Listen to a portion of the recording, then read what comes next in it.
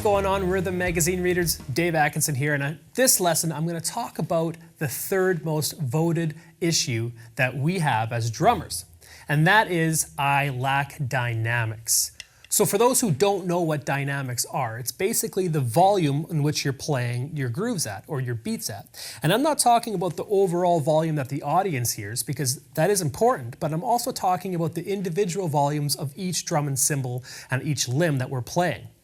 Now, first let's talk about just the overall dynamics, okay? When you're playing a song or when you're playing a show, say you're playing a rock gig, you want to make sure you're playing that feel or that style correctly. And rock is a very high energy, very loud, aggressive style of music. So a good example of a rock beat would be something like this.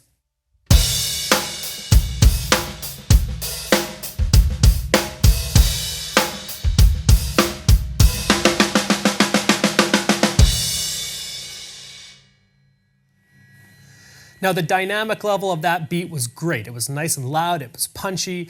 A bad example of playing a rock feel or a rock beat would be something like this.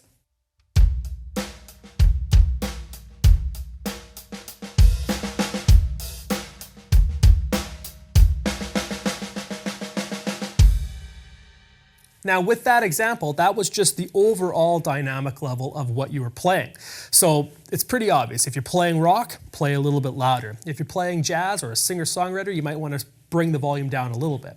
But what about your dynamics within your own grooves? Because that's what throws off the consistency of your playing, and it could, like I said, take a pattern and turn it into a groove with proper dynamics. And what I mean by that is, and I'm sure you've heard this too, when a drummer will be too heavy on the hi-hats or too heavy on the bass drum or maybe too quiet on the snare. And what happens is then you get an inconsistent mix on your drum set, and the audience can only hear one thing that's just sticking out, and it might bother them or it might throw the whole groove off. So for an example, let me just play a couple different variations of a beat, and I'm going to focus heavy on the hi-hats or focus heavy on the bass drum, and you'll see how it doesn't sound very groovy because my dynamics within my own playing are all wrong.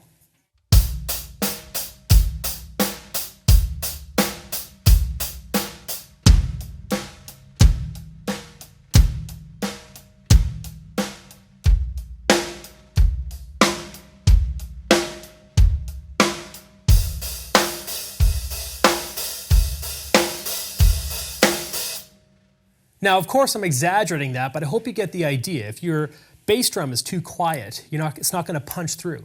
If your snare drum's too quiet, you're not going to get that crack or that backbeat. And if your hi-hats are too loud, it's going to drown out everything else that you're playing. So you have to be able to be in control with your own internal dynamics. Now, another good example is if you're playing a beat with a lot of ghost notes on your snare. Now, if your ghost notes aren't quiet enough and they're just as loud or almost as loud as your backbeat, then you're not going to get that feel that you're trying to achieve, where the ghost notes are almost felt and the backbeat still cuts through and it's very obvious. A great example is something like this.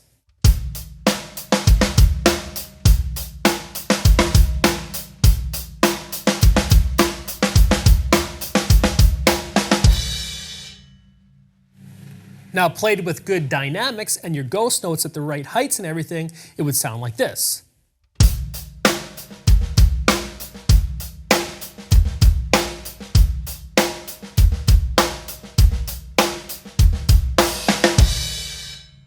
So as you can see, dynamics play a huge role when it comes to groove, and I'm actually very happy to see that it was voted the top 3 issues that drummers face. So how do we actually develop dynamics?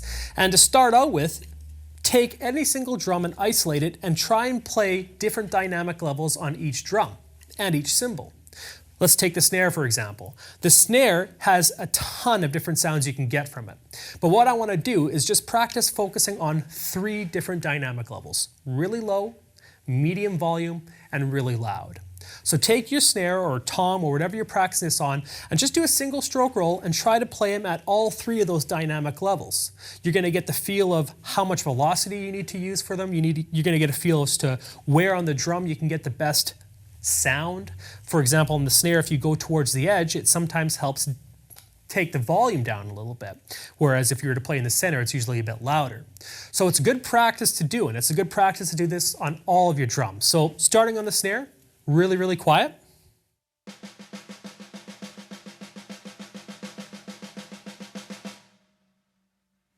medium height, medium volume.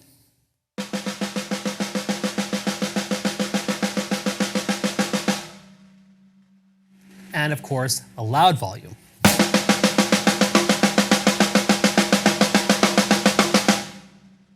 So if you noticed, when I was playing a very, very low dynamic level on the snare, my stick heights were also low. In fact, they were only coming up about 2 to 3 inches above the snare.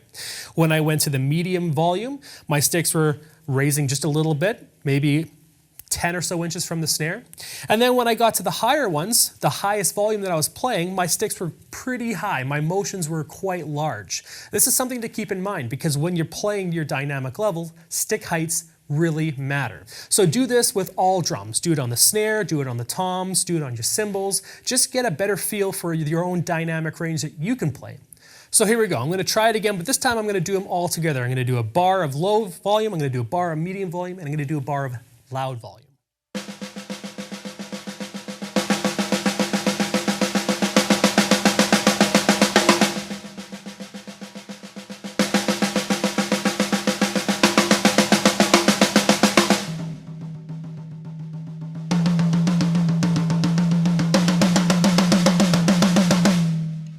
And so forth and so forth. So try it yourself, try them on all different drums, and just get a better feel for what you need to do in order to get those different volume levels happening. Same thing with your kick too. Don't ignore your bass drum. The bass drum doesn't have just one volume level, and you can do the same exercise that I just did on the snare on the bass drum. Something like this.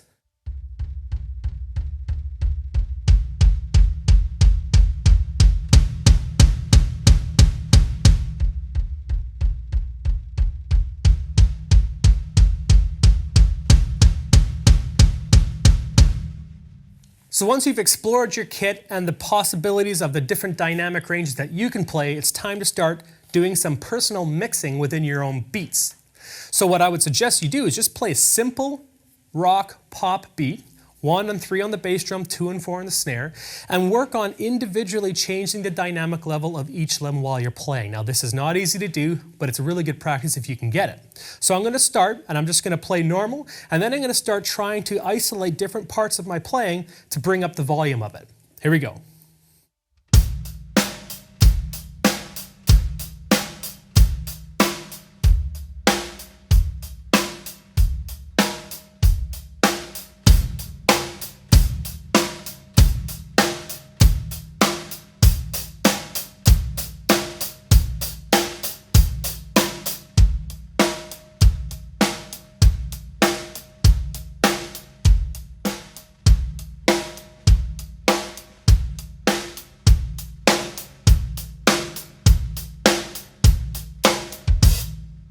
So again, that's not an easy exercise to do, but it's great to work on your dynamic independence.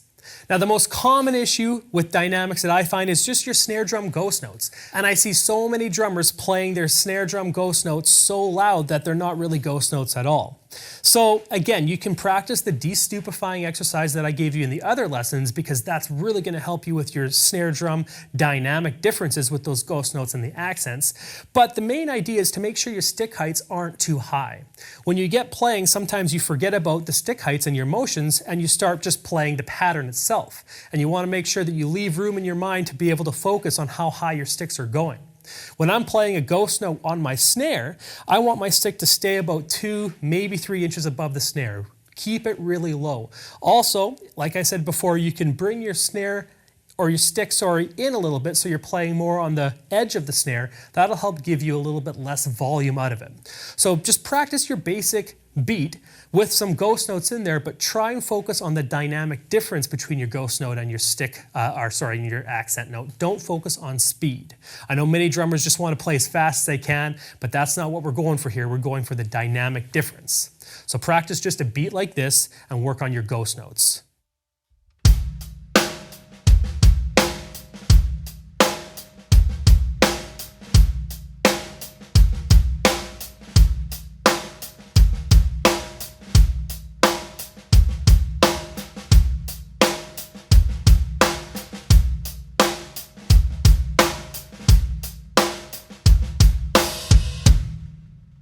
Now, along the same lines as the snare drum ghost notes I just talked about are your hi-hats. You can get a really good sounding groove if you throw some dynamics into your hi-hats so they're not just machine sounding eighth notes all the time. And a really good exercise here is what I like to call the shank tip, or almost like a push-pull. What you're doing is you're going to play your first note or your quarter note with the edge of your hi-hat or edge of your stick on the hi-hat. And then your second note is going to be the tip of the stick on the hi-hat. And again, now you're not just getting static notes, you're getting some life into it. And these dynamic changes on the hi-hat create groove, and it sounds really cool. Something like this.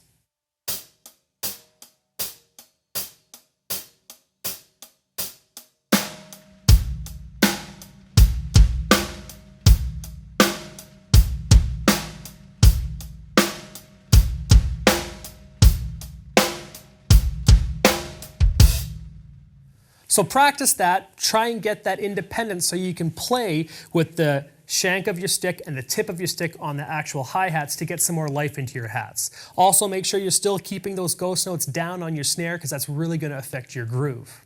Now the last challenge I have for you would be to pick a beat that you already know how to play and go bar per bar with different dynamic levels, just to see how it sounds and also to practice the change that you can feel when you're playing at a high dynamic level and a low dynamic level. Something like this.